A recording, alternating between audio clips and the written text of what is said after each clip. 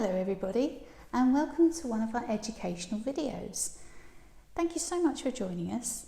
We're going to give a little introduction today on dahlias and how to condition them, a little bit about their general shelf life, just a few tips and hints on how to get the best from them. So today I've got some orange fox dahlia. This is how they will arrive. They'll arrive flat packed and dry in boxes. So they will have been out of water overnight. That's if you've received them by courier. So they do need to be conditioned as soon as you receive them. So my suggestion would be remove the brown paper, which I'm going to do now.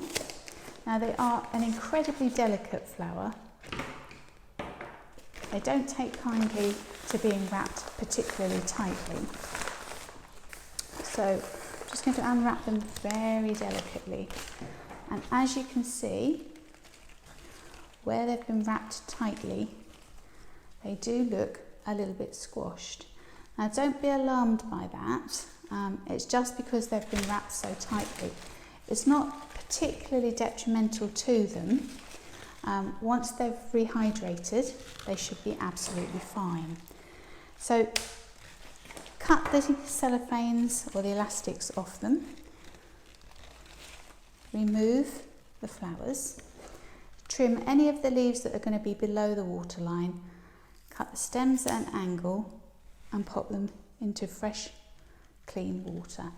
They don't like galvanised containers. They're quite happy with flower food, but just bear in mind that they are part of the same family as helianthus, so that's sunflowers. Sunflowers do not like flower food. These will tolerate flower food, but don't put flower food and those into a galvanised bucket because that will kill them. So yeah, that's how you condition them, and they will eventually rehydrate, and then hopefully these petals will pick up. What I would recommend though is when you're buying them, perhaps actually order a few more stems than you really need. I'm just trying to find, actually this is a really good pack, no damage, here we go, this one's a little bit damaged.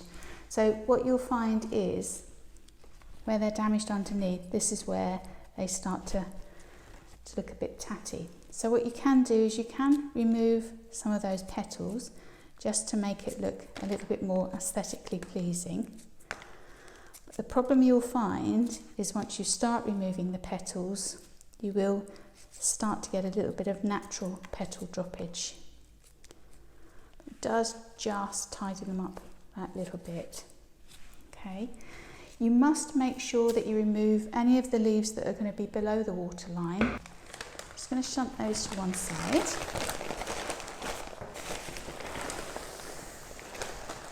And then I'm going to show you these beautiful Chat Noirs. Now I've selected these to show you just to indicate how the stems are hollow. If I cut them at an angle, you can literally see all the way through, so they are a completely hollow stem. Now if you're placing those into Oasis, that part of the stem, if you cut at an angle, is actually going to be quite weak. These are quite strong ones actually, but quite often they are quite weak on that point. So you might find, if you're putting them in Oasis, that you're almost better to cut them straight across. And then you've got that little bit more force to go in Oasis. It's not such an issue if you put them into vases of water. And as you can see, if I just do an example for you. So you can see if you're piercing that into Oasis, that part is going to be very weak.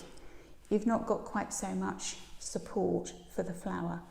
If you're pushing that part into the Oasis, you've got that complete surface area that you can force the stem in with. So you're going to get a bit more anchorage if you cut straight across rather than diagonally, which goes against all of the laws and all the rules that everybody's ever taught you. But yeah, that is the case. Okay, so again, just removing any of the foliage that's going to be below the waterline, cutting the stems and then put them into buckets, or ideally glass vases of fresh clean water.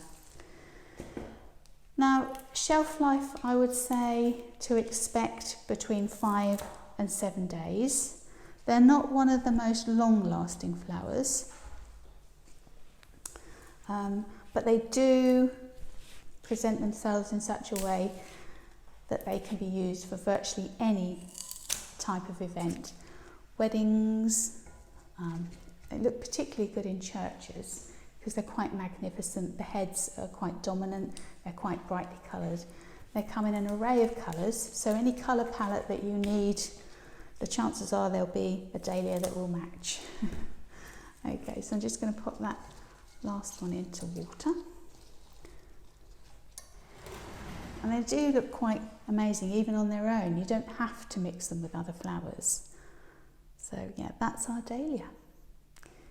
I hope you enjoy them. We find that they are one of the most popular flowers for weddings at the moment. So yeah, very versatile, very colourful. So that's our dahlia. I hope you enjoy working with them. Thank you for joining us today. Don't forget to go to our YouTube channel and find more tips and hints and other educational videos that you might find useful. And obviously don't forget to like us and share us with your friends. And we hope to join you with you again very, very soon. Bye for now.